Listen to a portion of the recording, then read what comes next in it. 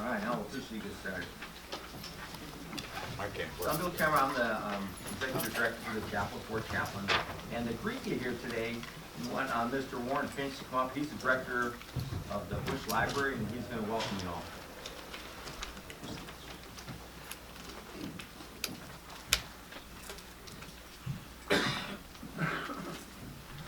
As we say here in College Station, howdy. Howdy. That's right, y'all know the routine.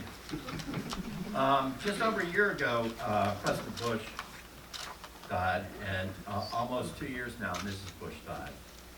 So they, along with the officers from Santa Fe, were great examples of courage and good works. In my faith, it is your good works that prove your faith. So it's a great honor for this program to be here today at the Bush Library. So, but also while you're here, if you haven't already visited the museum, please go through and go to the museum, and you'll see a life well served by two great Americans. So I'd like to recognize George P. Bush, the Texas Land Commissioner.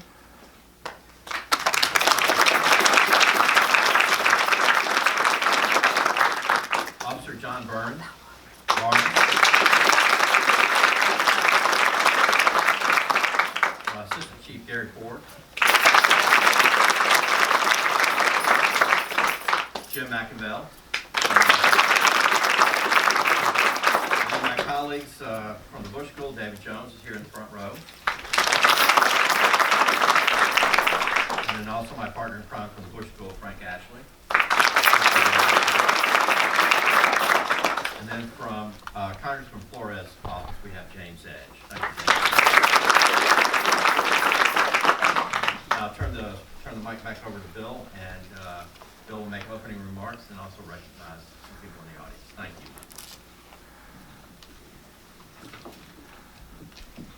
I do want to thank you all for coming. My accent's a little different. I'm from Wisconsin, so you understand me.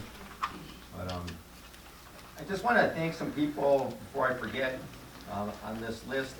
One is, Mr. Finch hosting it here. This is a great venue to host this. In the Brazos Valley Detachment, 1391, they're all the Red Blazers from the Marine Corps League.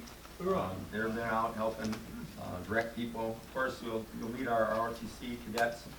It's a mix of different services here from Texas A&M. They'll represent the colors. We got Reverend Dan Warden in the front. He's going to give the invocation. He's multi-county. He's also going to sing the national anthem.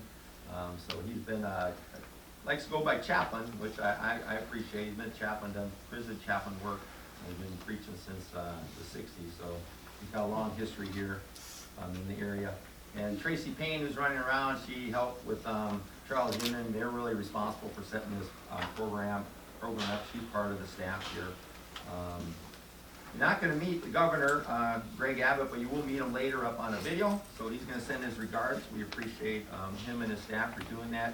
And then we have Chief Walter Brown. He's from the Santa Fe Independent School District Police Force. And then there's a retired Chief Ed Moore. Raise your hands, please. They're probably in the back. He was a retired chief from the Saratoga Springs, and they're here to support the honorees. And then this is kind of, I'm just going to throw this in here because to me it was interesting. So there's a Crystal Lamore up here, and she works for a charity here in Houston, Wheels for Warriors. And about a month ago, we're both standing out in the desert in Las Vegas for a veteran event, and we started talking. I said, well, I'm coming to Houston area for an event. She goes, I'm going to be at that event, so it's kind of, it's kind of interesting that we ran into each other. So at this time, I'd like you all please rise for the presentation of the colors by Texas A&M Rotc Cadets, Pledge of Allegiance, National Anthem, and then the invocation. Marines, on 10, hook, and salute.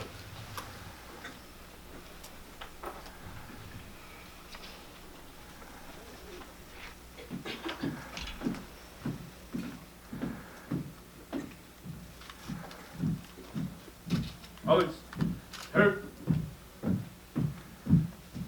present, post.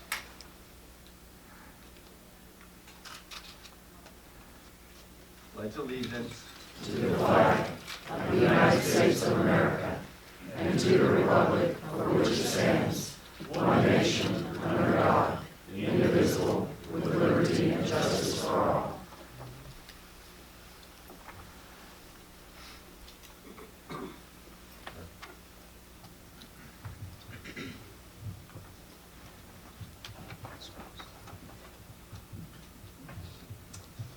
As you know, toward the end of the national anthem, there's a question. I'm going to ask you to do something different with me today.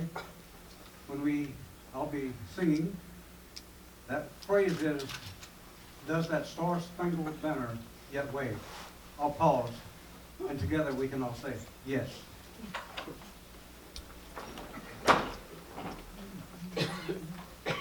Oh, say, can you see by the dawn's early light what so proudly we hailed at the twilight's last gleaming, whose broad stripes and bright stars through the perilous night for the ramparts we watched were so gallantly streaming, and the rocket's red glare, the bombs bursting in air, gave proof through the night that our flag was still there. Oh, say, does that star-spangled banner yet wave? Yes! For the land of the free and the home of the brave. Colors, post!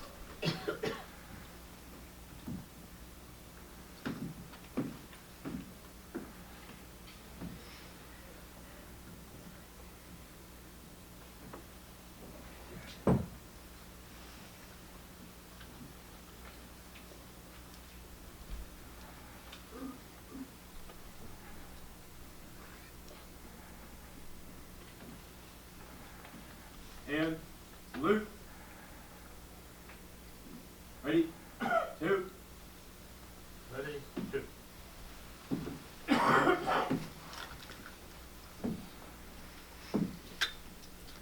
Forward, sir. Arms. Ready, cut. Left, face. Forward, arms. Forward, march.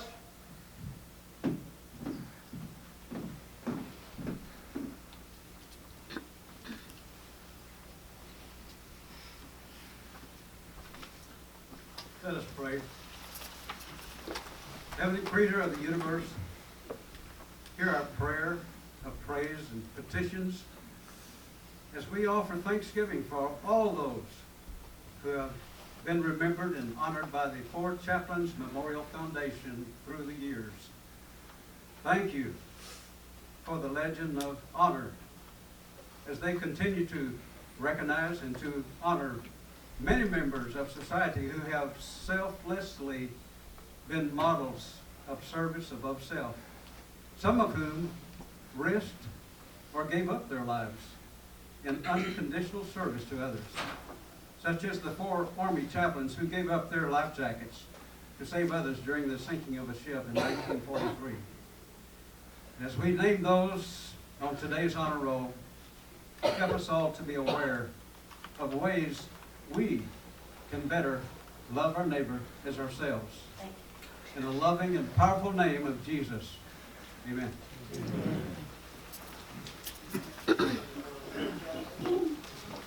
Please take your seat.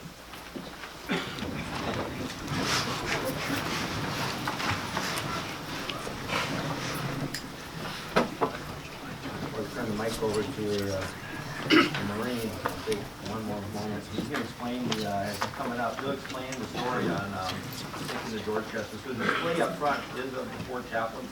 The display up here at the table has the gold and bronze medallions that represent today and the legislative medallion.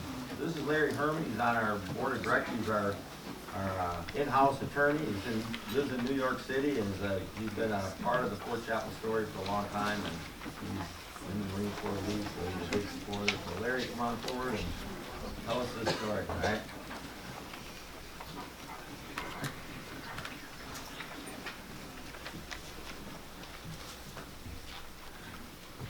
Good afternoon.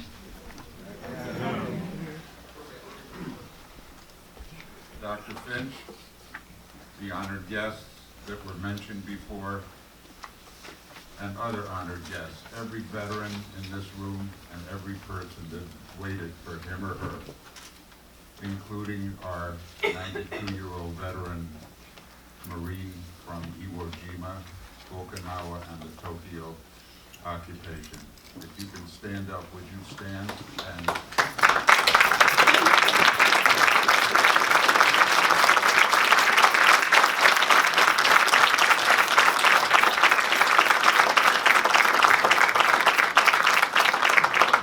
Number 5, Marine.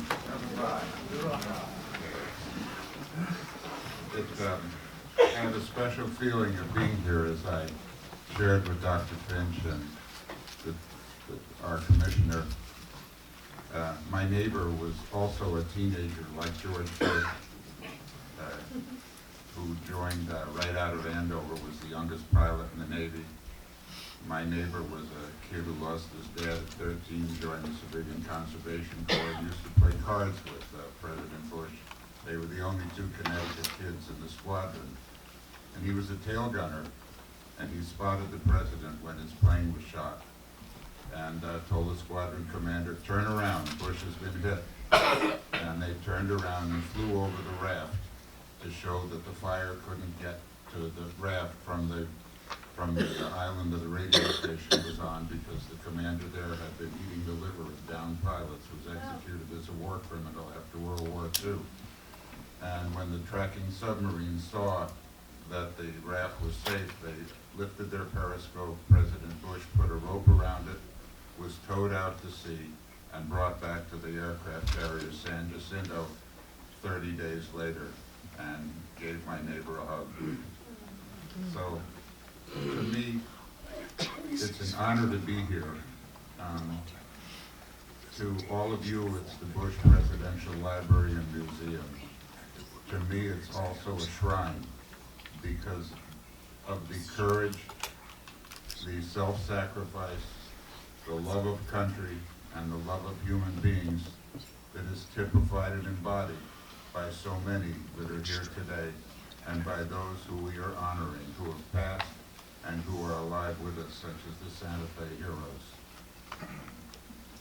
February 3rd, 1943, there was a convoy that left Staten Island en route to Greenland to replenish the garrison there that was supplying Great Britain. There were 3 U.S. Army transports, so-called. One of them was the Dorchester, a very old cruise liner that had been converted.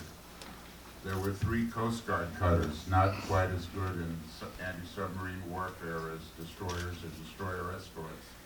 The Tampa, the Escanaba, and the Comanche. And they were headed through Torpedo Alley, also known as Torpedo Junction, because of the number of Nazi submarines that had attacked merchant shipping all through the war. And one of the cutters detected a Nazi submarine, but they couldn't find it, and if they had found it, they couldn't do anything with it because their decks were frozen over. They couldn't launch depth charges. And at 12:55 a.m. on February 3rd, a Nazi submarine commander, talk about the circle of life, his grandson's a U.S. Navy chaplain, launched 3 torpedoes, the first torpedoes that he'd ever fired.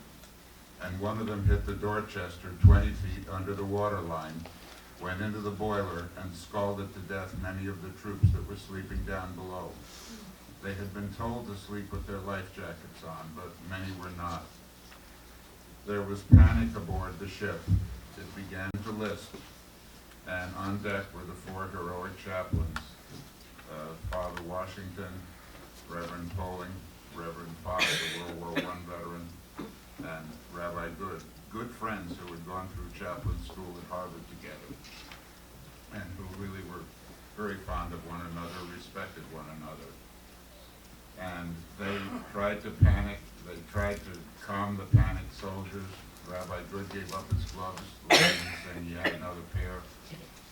They tried to persuade some to go over the railing with their life jackets.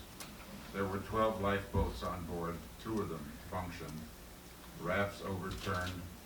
It was chaos. And the only people that were trying to bring order and calm were the 4 chaplains. They began to hand out life jackets from the life jacket locker.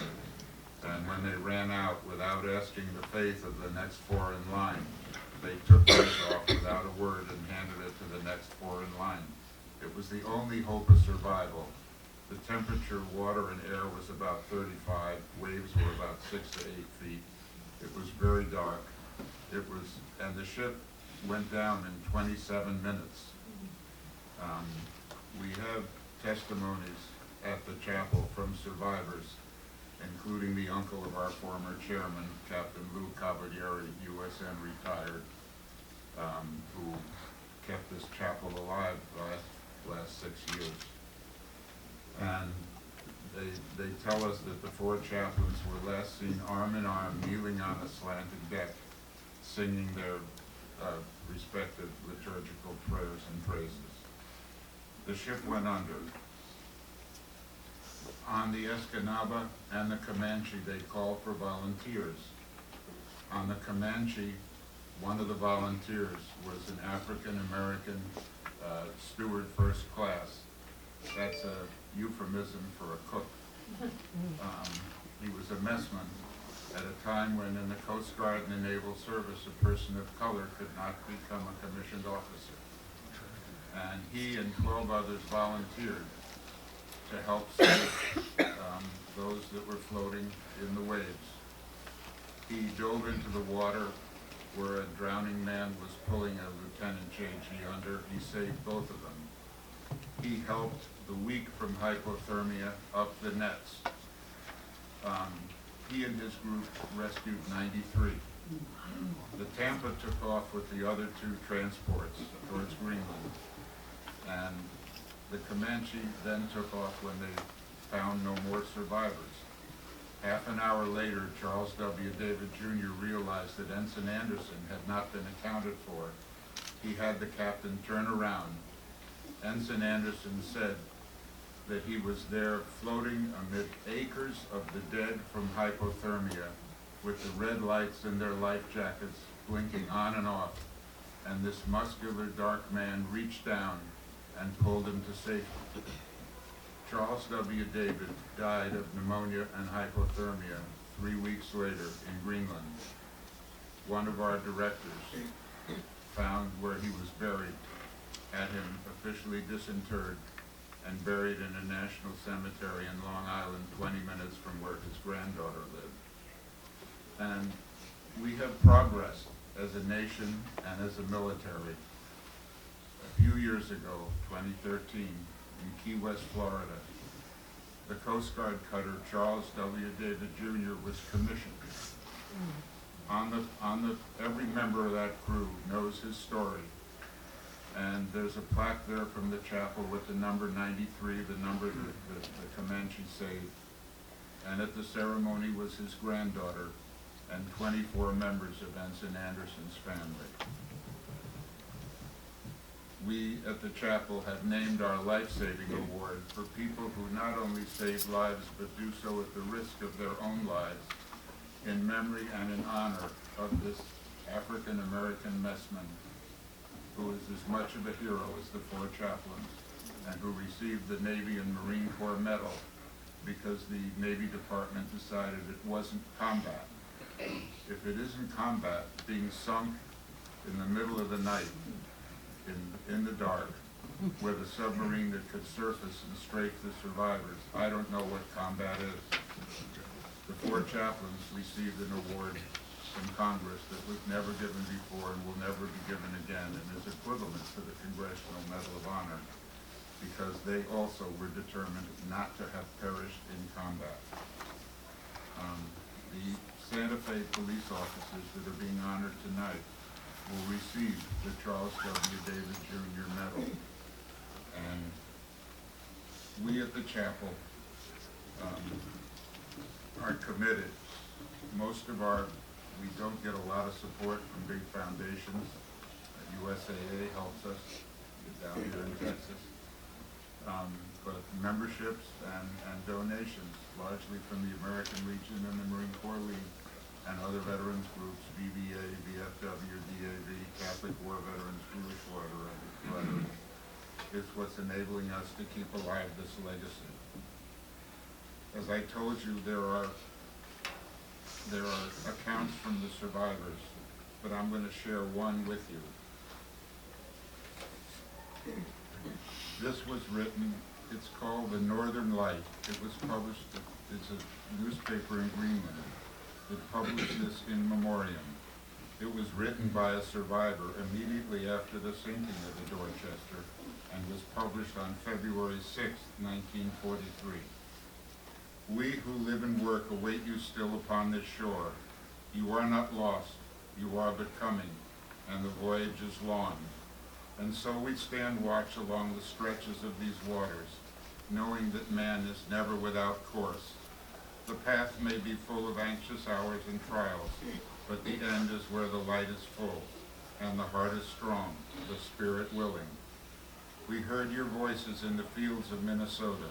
They echoed too from the land of Jersey and York. There were hopes and prayers harbored along the Ohio and near the hearth of a Pennsylvania home. They were American voices full of challenge and vibrant with the chord of victory. They were voices strengthened by the cupping of hands stained with pure soil, but clean hands still. We heard you calling, we are coming. We know you heard our answer, come along. And so we took our places at the shore to await you as we are this minute, as we will the coming hours, the future years. For you are not lost. True men are never lost, and true men never die. And we can say that as to our posthumous honorees tonight. God bless you all for coming.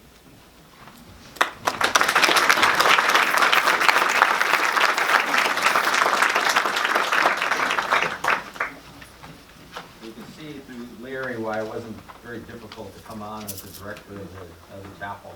I was in the Army Chaplain Corps for 30 years, and this is a story. I remember that when I joined in 1989, this was in Reader's Digest. They did a synopsis of this story.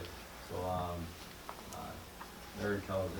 It's a great story when he comes up in front. One thing I want you, and this is when I traveled around the country with the National Guard chaplain, we used to teach to other chaplains, are you living your call?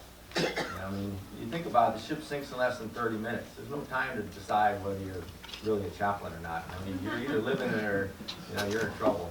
And I think there's other people today you're going to see that are going to receive awards, and I do believe people are living their call in other facets of life. So at this time, I want to introduce our chairman of our board,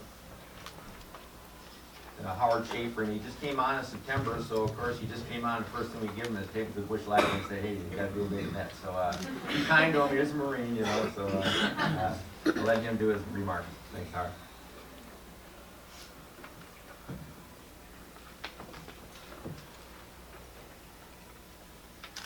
As the chairman of the chapel, Four Chaplains Memorial Foundation, it is my privilege to address you on this historic occasion and to present two posthumous Legion of Honor Gold Medallion awards from the chapel to George H.W. and Barbara Bush to carry on the legacy of selfless sacrifice of the heroic four chaplains, two Protestants, one Catholic, and one Jewish. Our main program at the chapel is the Legion of Honor to recognize exceptional selfless service. The basic award recognizes service to all people, regardless of race or faith. The award symbolizes for all Americans and for all time the unity of this nation founded upon the fatherhood of one God. Our Legion of Honor Humanitarian Award essentially recognizes extended or lifetime selfless service. The Charles W. David Jr. Life-Saving Medallion, named for a heroic African-American Coast Guard messman who rescued many survivors from the Dorchester on February 3, 1943, before succumbing to hypothermia pneumonia. two of which will be presented today, recognizes one who saves a life or lives at the risk of his own or her own life. The Legion of Honor Bronze Medallion is our highest national award, and a Gold Medallion is the highest international award.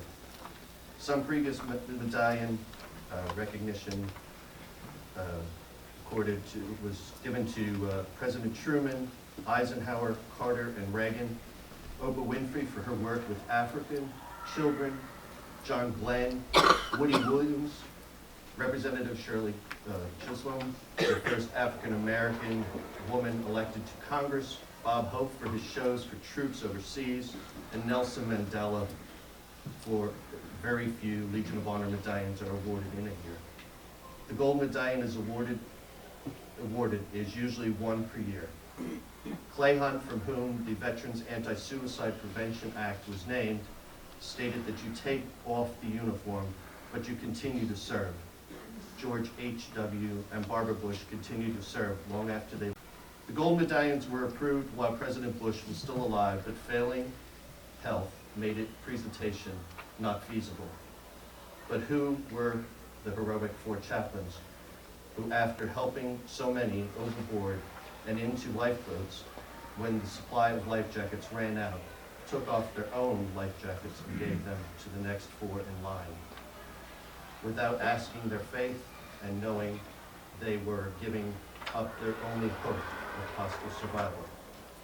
First Lieutenant George L. Fox, a Methodist from Pennsylvania and Vermont, born in 1900, decorated with the Silver Star, rescuing wounded from a field filled with poisonous gas under an artillery barrage in World War I.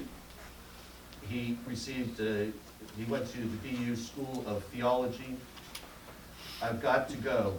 I know from experience what our boys are about to face. They need me. First Lieutenant Alexander D. Goody, a Jewish rabbi from New York and Pennsylvania, Hebrew Union College PhD in Johns Hopkins.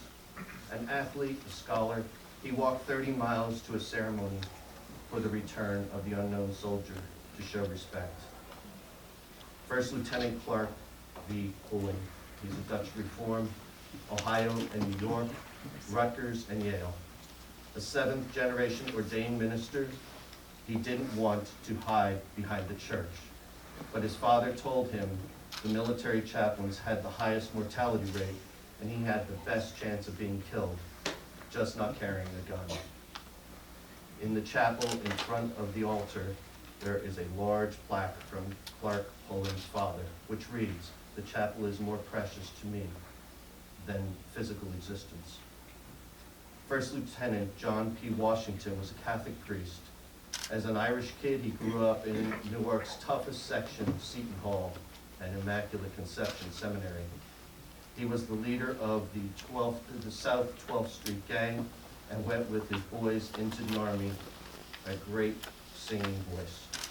I have been asked, what is the Chapel of Four Chaplains? In one sense, it is a non-profit foundation founded by President Truman in 1948, with a dedicated group of directors, including 3 relatives of Dorchester survivors, and with 2 devoted full-time employees, Michelle and retired Master Sergeant Bill Cameron. Our executive director, receiving, other than from the USAA, little or no support from major foundations, corporations, philanthropists, or defense contractors, but struggling to survive through the donations of its individual members and civic, fraternal, and veteran service organization. In the second set, it embodies the concept of unity of all faiths and races, without uniformity and reflecting the brotherhood of a nation founded on a belief in one God, with diversity as a core value of a democracy that the subject of several shrines across the country. For example, in the Pentagon Chapel, there are 3 stained glass windows: Washington at Valley Forge, the first moon landing, and the 4 chaplains on the deck of the sinking USAT Dorchester on February 3rd, 1943. They, according to survivors, were the last seen kneeling on a slanted bow in arm in arm, reciting the respective liturgies. In a third sense, is a symbol of ultimate sacrifice with a legacy of giving to others, which must be preserved and continually recognized through its Legion of Honor program and awards of selfless service.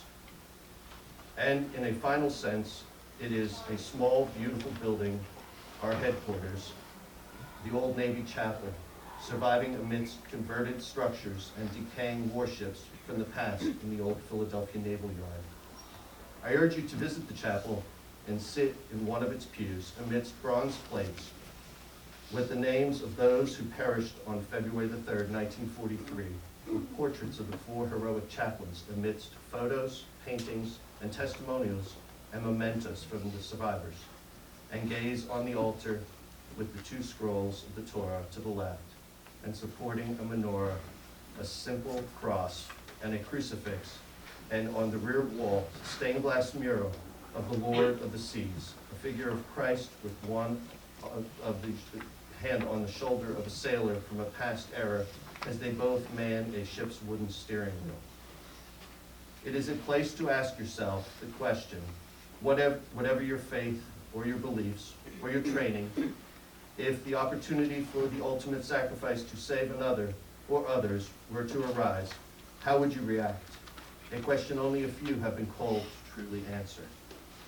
The chapel is a place for all to reflect, to look back on one's past, to analyze one's presence, to reflect on a world in chaos where many are persecuted for their beliefs.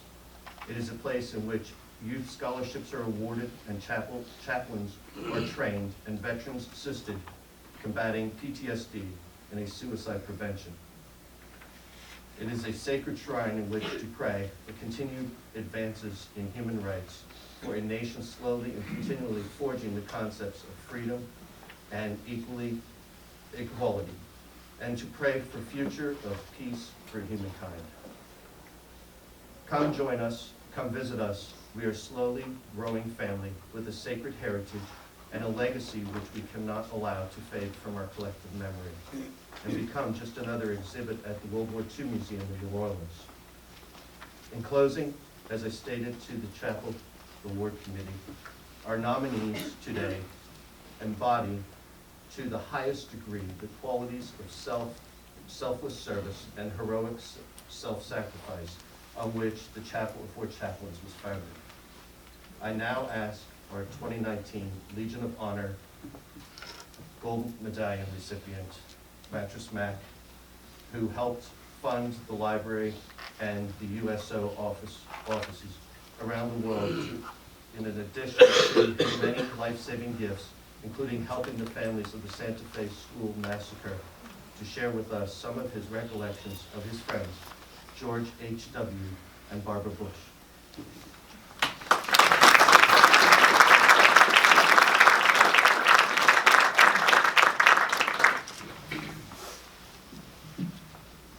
Thank you very much. I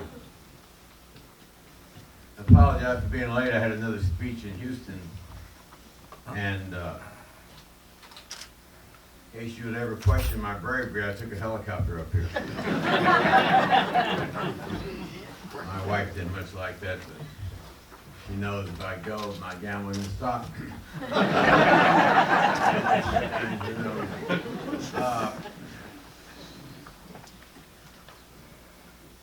I'm going to go to some background here. I was called after Hurricane Harvey and told I was going to receive the Four Chaplains Award.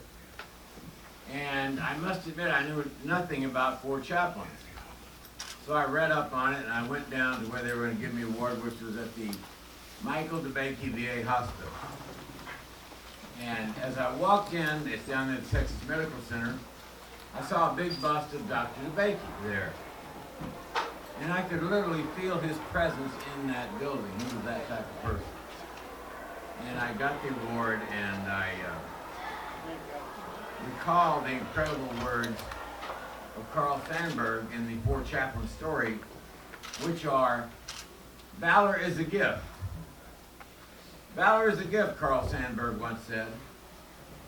Those having it never know whether they have it or not until the moment comes. and I want to tell you a story. It was September 2nd, 1944, on the USS aircraft carrier San Jacinto. And I'm very proud of the word San Jacinto because I was at the San Jacinto Monument doing a speech a couple months ago, and I walked up those 33 steps, and you could feel the Texas history right there where Sam Houston won the freedom for this great state of Texas.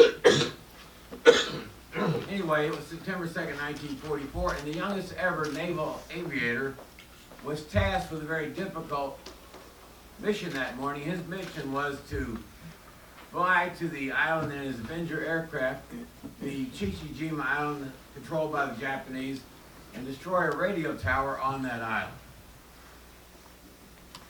And he knew it was going to be a difficult task because several naval aviators had been shot down trying to accomplish this mission, and the island of Chichijima, as was mentioned earlier, was infamous for cannibalism.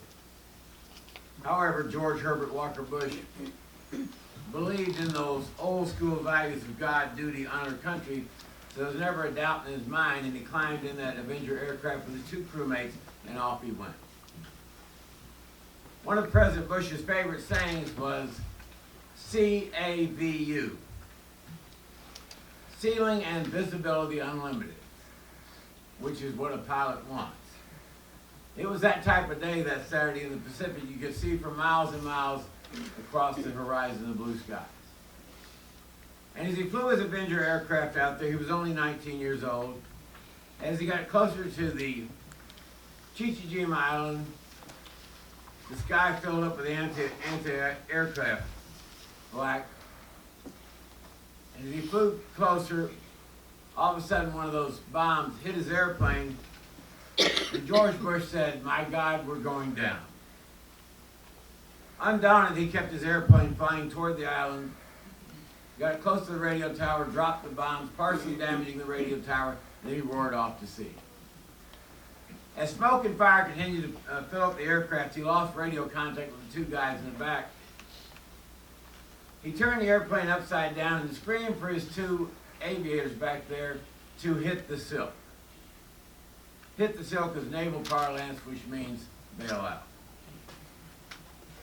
After a while, he righted the airplane, assumed they bailed out, and he kept flying, and then the smoke and fire filled up the cockpit. He turned the airplane upside down again, pushed the eject button, and the force of the wind pushed him back, and he hit his forehead on the tail of the aircraft, gashing open his forehead. As he was plummeting toward the ocean, he pulled the two ripcords, only one of which opened. He hit the Pacific Ocean at a high rate of speed and went down into the water 20 or 30 deep, engulfing mouthfuls of seawater. And then on the way back up was stung several times by jellyfish. As he was bobbing up and down in the Pacific Ocean, all he could do was frantically scan the horizon trying to find his two crewmates. And then some of the, there was a firefight going on between the U.S. and Japanese aircraft above where he was at. Somebody saw him and dropped a raft there 200 yards away, and he furiously swam and got aboard that raft. He lay down on the raft, face first on his stomach, and the current from the Pacific was pushing him toward Chichijima Island, which again was famous for cannibalism. So he was furiously paddling the raft, trying to get away from the island, all the time vomiting over the side of the raft because he was seasick and had this tremendous headache. A couple hours later, the periscope stuck its nose through the top of the ocean. It was USS Finbeck, and they picked up George Herbert Walker Bush. When he got on that submarine, all he wanted to know was, where are my two crewmates? Did they make it? Are they alive? Where are my two crewmates? Are they alive? And he was devastated to know that they were lost at sea. For the next 75 years of his life, George Herbert Walker Bush woke up every morning and And he said only 2 words, and those 2 words were, why me? Why me? Why am I so lucky to be alive with so many of my crewmates, my crewmen, other men and women that served in World War II are dead? Why me? Then he moved to Midland, Texas with his wife, Barbara, and his young son, George. And he was getting started with little money in the oil and gas business. He said, why me every day? Why am I lucky enough to be able to live in Midland here and be in the oil and gas business and participate in this most exciting game called free enterprise? He said, why me? And he got elected as congressman in Houston. And every time he went to D.C. or came back to his hometown constituents in Houston, he said, why me? Why am I so lucky to have this job where I can represent the great citizens of Texas? And then he went on to be head of the CIA, Vice President of the United States, and President of the United States. And every morning he woke up and said the same thing, why me? Why have I been so lucky in my life, and how can I serve better? To me, that is the legacy of President and Mrs. Bush. The most giving people I ever met, the most kind and caring people I ever met. My friend Peter Russell was President Bush's press secretary when he was president. And Peter told me a story about one time he made a grievous error as press secretary. And he said most other presidents would probably fire him for that error. And he got a call to come to the White House. He was quite nervous about it. He walked into the White House, went in the Oval Office, where President Bush had asked him to meet him.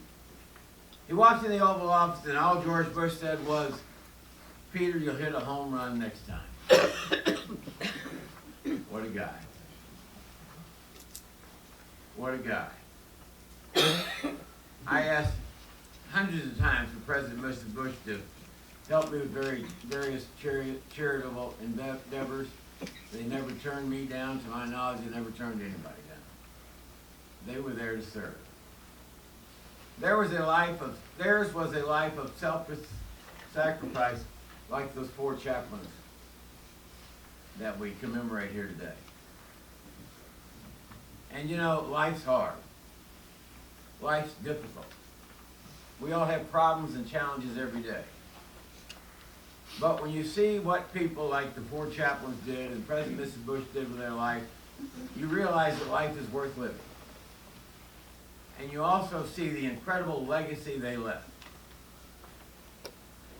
And you know, the Eagles wrote a song after 9/11. The song was, "There's a hole in the world tonight." Well, there's still a hole in Houston in our hearts. There's still a hole in College Station in our hearts. There's still a hole in Texas and across the country and across the world after the passing of President and Mrs. Bush a year to 2 years ago. There's a hole in the world tonight. What can we carry forward in their presence? We can carry forward their undying spirit of helping others. Their undying spirit of the points of light, pointing out the good things in this country, the bright spots in this country, the fact that the points of light bring new hope to new Americans.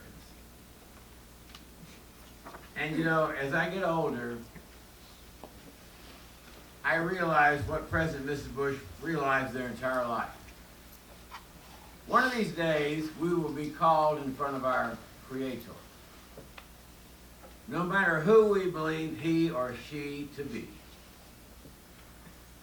And when we go in front of our Creator when our life is over, our Creator is not going to ask us, how much money did you make? He's not going to ask us, how much money did you make? Instead, he will ask us, how much of a difference did you make? George Herbert Walker Bush and Barbara Bush made a difference in this world. And they continue to make a difference in this world and make the world a better place because they were 2 shining points of light who gave us all an example to strive for, to follow, and to try to live up to. Thank you.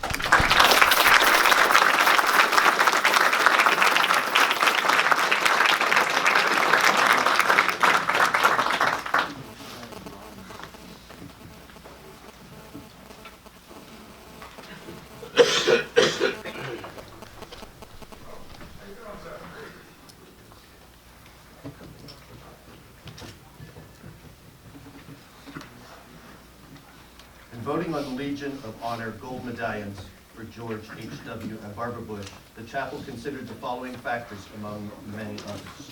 George H.W. Bush went from secondary school into the Navy, becoming the Navy's youngest World War II pilot. His iconic career of service to his country began with his 58 combat missions in the South Pacific. His career in government service in the second half of the 20th century, including heading the CIA, the vice presidency, and the presidency. He fostered drug treatment, and his foreign policy successes included promoting Mideast peace and ending the Cold War after the presidency. He raised millions of dollars for charity, including the Katrina victims and victims of the tsunamis in Southeast Asia, where he traveled with Bill Clinton to oversee relief efforts. Former First Lady Barbara Bush, a quiet, unassuming, and modest woman of great dignity, provided much sage advice to her presidential husband, left a legacy of years of devotion to the cause of providing the benefits and blessings of literacy on a global scale to the disadvantaged. As stated by Texas legendary J.J. Watt, you were a beautiful light to the world.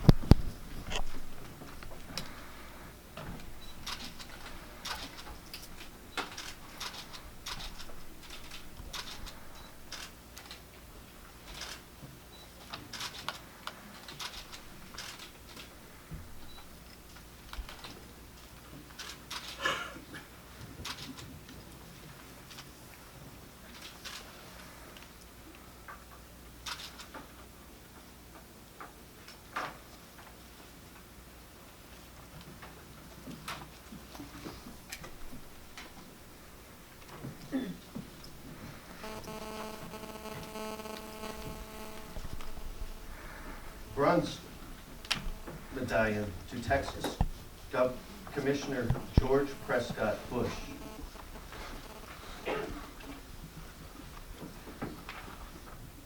The Bronze Medallion is requested for the outstanding contributions of George Prescott Bush to the well-being in the state of Texas, in keeping up with the spirit of sacrifice of the Four Chaplains, for his outstanding contributions to the world peace, to interfaith and interethnic being of mankind. His efforts cited go greatly above and beyond that which is normally required in the human experiences, as well as after his experiences in a positive way.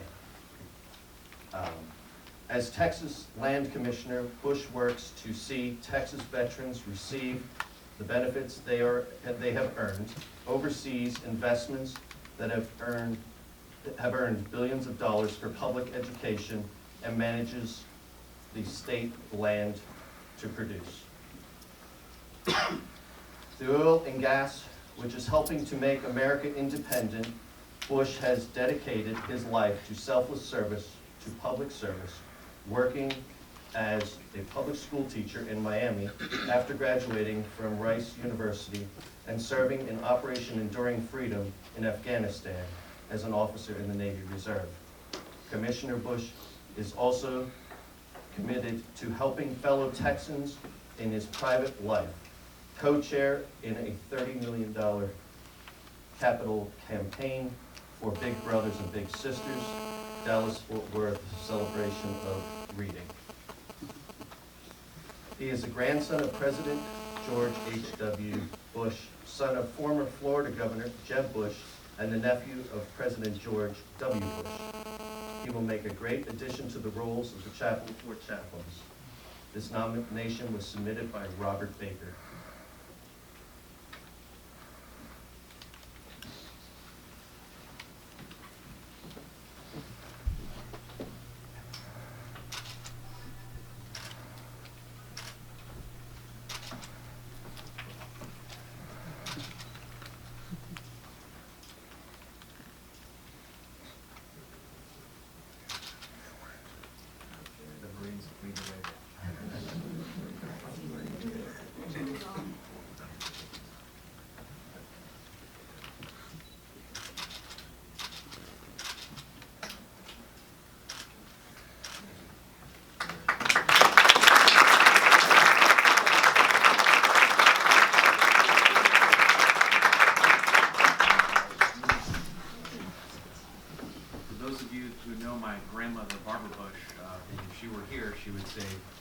keep it short, George, please.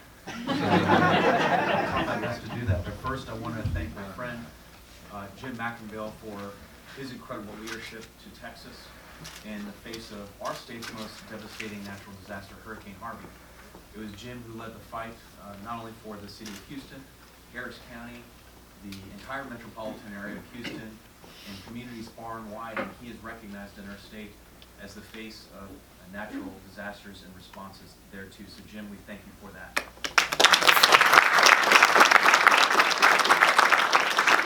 I want to thank the Chapel of the Four Chaplains for this tremendous honor to me and my family.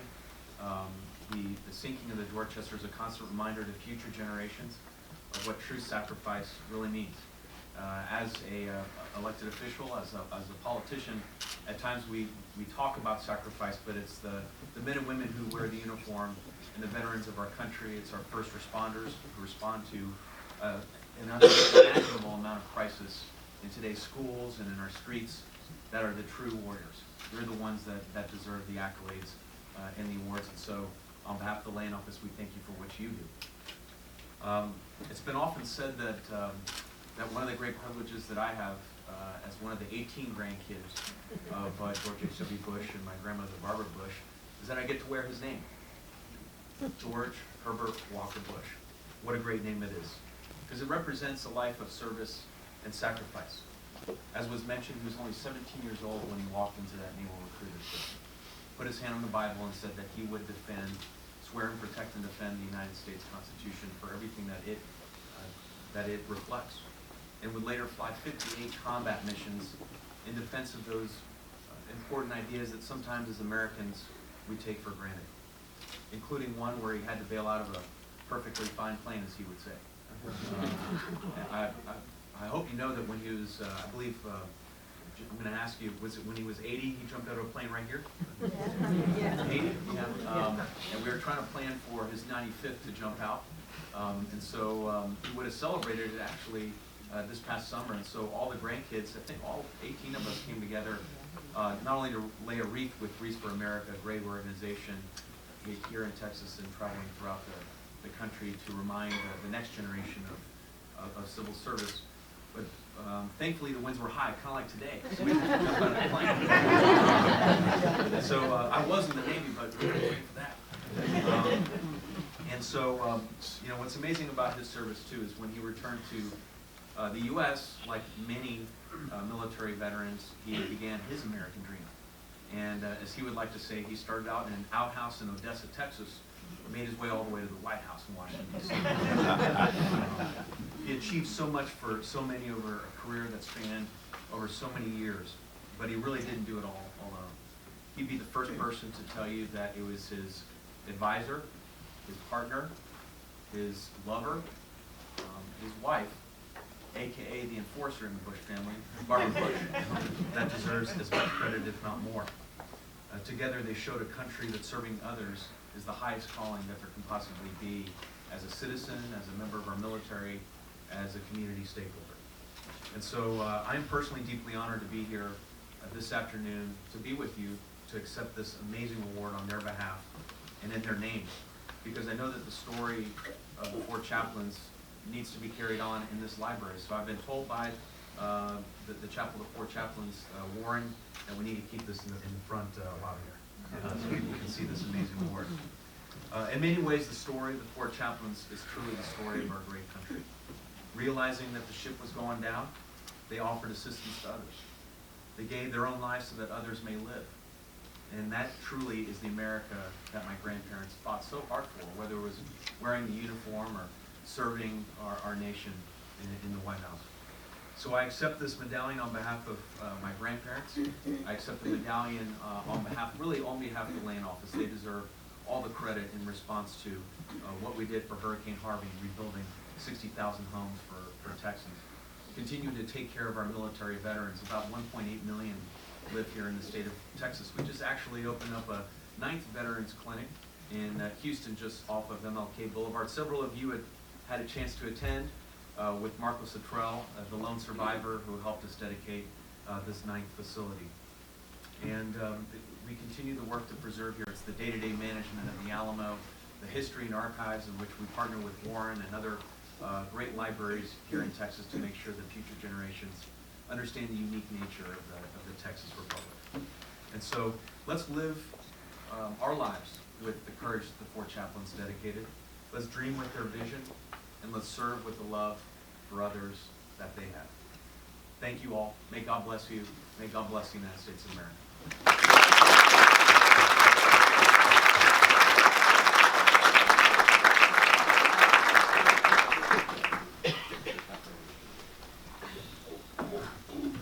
The next presenter couldn't be anybody else but Charles Human. He's a native of Houston here, so he's very excited about presenting his next two awards, the Life Saving Awards. So Charles, you're really do your thing.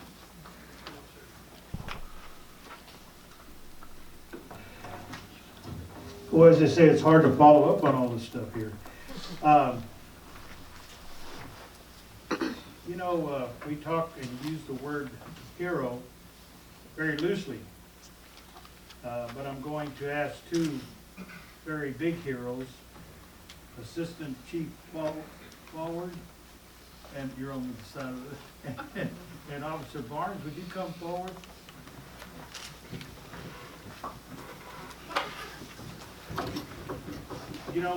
I was and still am a Marine. In fact, I'm associated with these fine gentlemen that you see with the red blazer. And Marines are known to go toward gunfire and not away from it.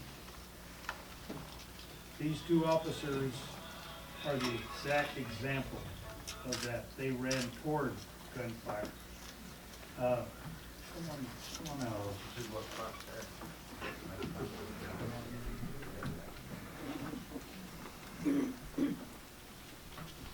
It was my honor to be the nominator for these two great officers. When we heard the story, there was no doubt that these recipients of today's life-saving award were well qualified. I'm going to go over the story, although many of you in this area were well acquainted with the shooting at Santa Fe. And I'll read part of the nomination that these gentlemen received. And the school shooting occurred at Santa Fe High School in Santa Fe, Texas, in the Houston metropolitan area on May 18, 2018. 8 students and 2 teachers were fatally shot, and 13 others were wounded. The suspected shooter was arrested. The shooting was the 3rd deadliest school shooting in the United States, behind the Columbine High School massacre in 1999 and the Stoneman Douglas High School shooting in 2018. Police officers stationed at the school engaged with the shooter, and with one officer being wounded and admitted to a critical condition to a local local hospital. After shooting into the ceramics room, the shooter was engaged by a Santa Fe school police officer and a Texas state trooper. He reportedly threatened to shoot the officers and repeatedly fired rounds while arguing with the police. The shooter surrendered to the officers after being injured during the shooting, and the officers engaged him within 4 minutes, allowed for the safe evacuation of the other students and faculty. The shooting lasted 25 minutes until the shooter was arrested. There were 10 people killed and 13 people injured. 8 students and 2 teachers were killed. I know these 2 officers here will never forget that day for the rest of their life. Assistant Chief Forward is one of the most senior members and has been with the Santa Fe Independent School District Police Department for 9 years. He is well experienced as a police officer and a 34-year veteran of law enforcement, a native of New York State, Assistant Chief Forward retired from the City of Saratoga Springs Police Department, New York, while he served as a lieutenant and the commander of the Criminal Investigation Department.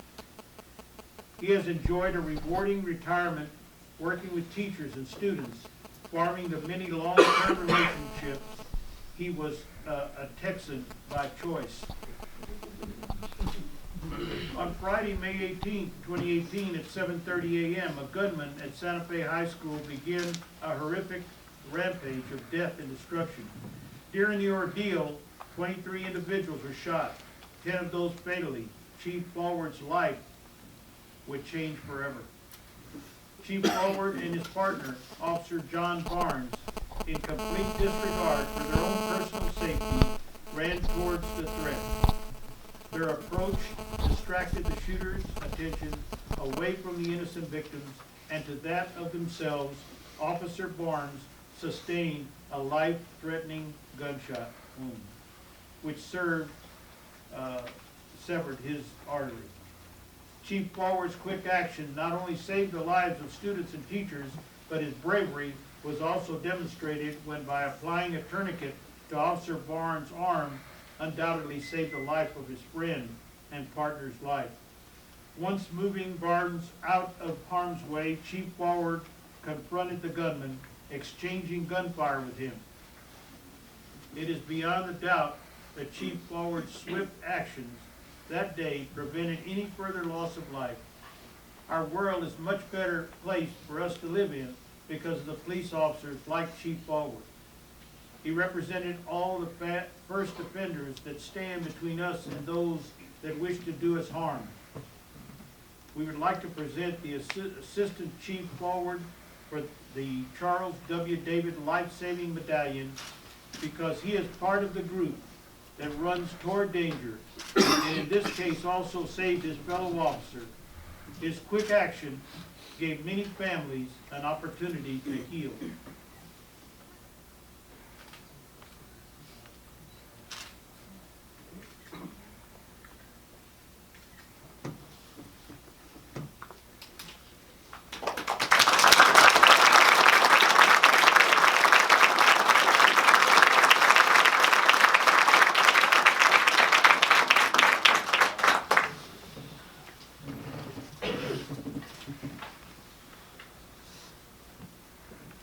Our next recipient is Officer John Barnes, that you heard me mention, that was wounded when they were defending these children and teachers.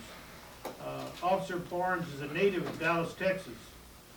So you did have something good about you. He's always been a dedicated police officer. He earns and holds a Texas Master's Police Officer's license and retired from the Houston Police Department after 20-plus years. He had placed the dangerous job of law enforcement behind him, and now he was assigned to the Santa Fe Independent School District, and he was enjoying a well-deserved retirement. Is that correct? Yes, sir. And that was with his wife Ashley, which I'm sure that she thought, or God, thank God that he's now working in a high school someplace, right? And he has 2 children, by the way, Luke and Riley. We don't want to miss mentioning them. And again, the situation that would happen on Friday, May 18th, very similar that both officers had on there.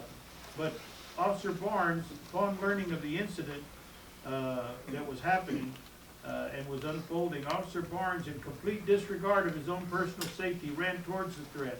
Officer Barnes distracted the shooter's attention away from the innocent victims to that of himself.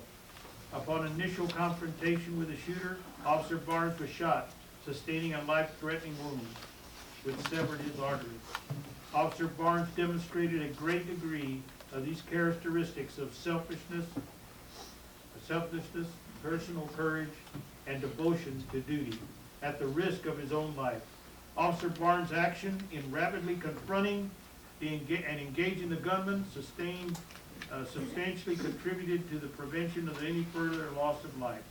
Officer Barnes brought forth from his previous law enforcement experience and ran toward the gunfire as well to place his life in jeopardy to save the lives of students and teachers.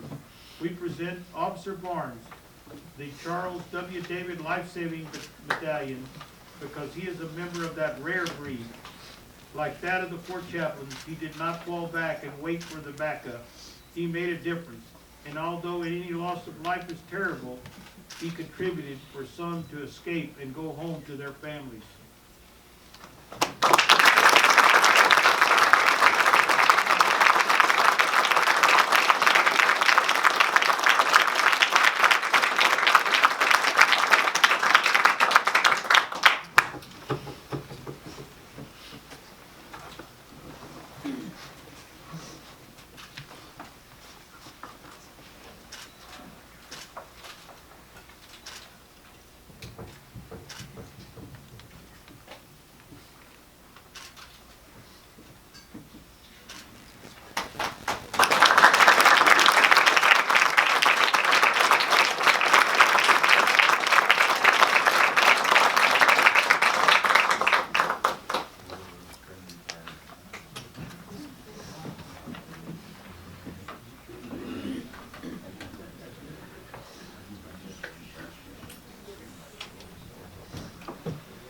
This time, I'm supposed to queue up my AV staff. So we have a message from your Governor Greg Abbott.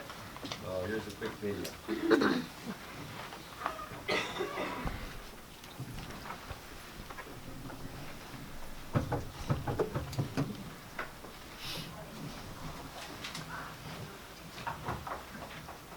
This is Governor Greg Abbott. It is my honor to join you in recognizing President George H.W. Bush and First Lady Barbara Bush with the Gold Medallion Award. This award is a testament to their remarkable lifetime of leadership and service. The state of Texas, as well as our entire nation, are stronger today because of the lasting impact of their terrific achievements. May their legacy continue to endure and to impact generations to come.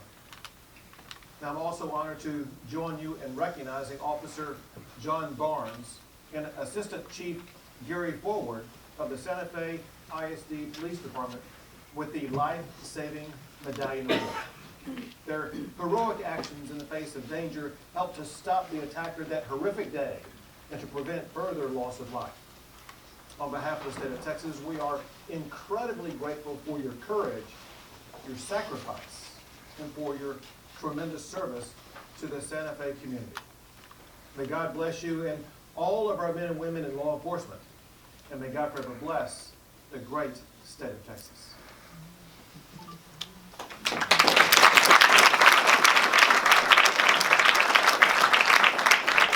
I'd like to have Mr. Fitch come back up. We're going to present you with the two medallions and the flag, and on behalf of the Four Chaplains, we're going to turn these over to you. We hope they form a nice exhibit here in the library. Thank you. Appreciate your help.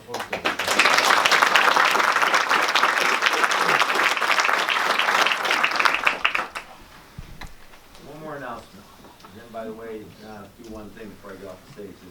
So we have a member of our board, Marine, Charlie Collins Jr. So he served in the Pacific, 96 years old, been bedridden for like the last 18 months.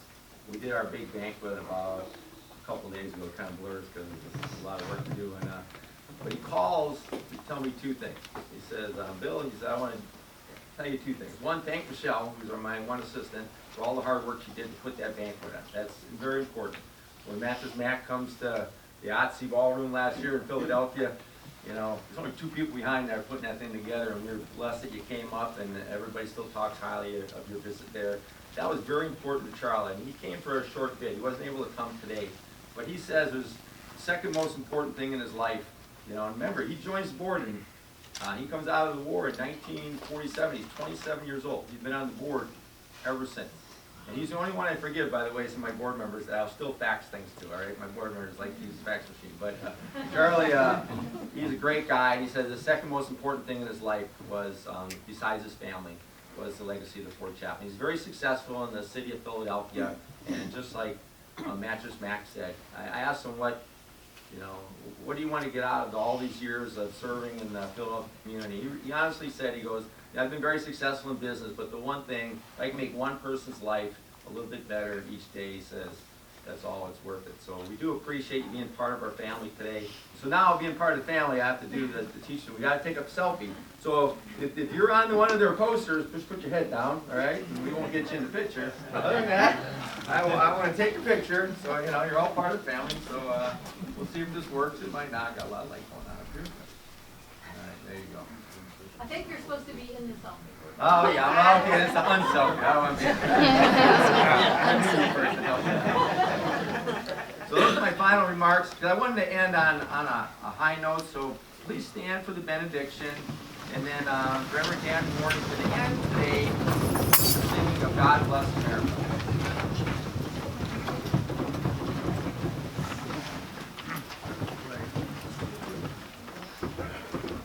God bless America, and help us to always pledge to be one nation under God in a land that we love.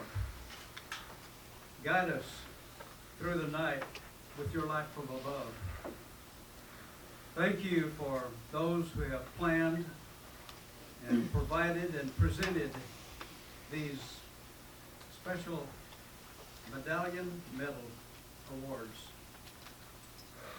We just ask you to help us always to understand that because we are the home of the brave, we're the land of the free. And with thanksgiving, we present our prayer in the name of Jesus the Christ. Amen. God bless America, and that we love, stand beside her and guide her with the light from above, from the mountains to the prairies, to the oceans, white with foam. God bless America, our home, sweet home. God bless America, our home, sweet home.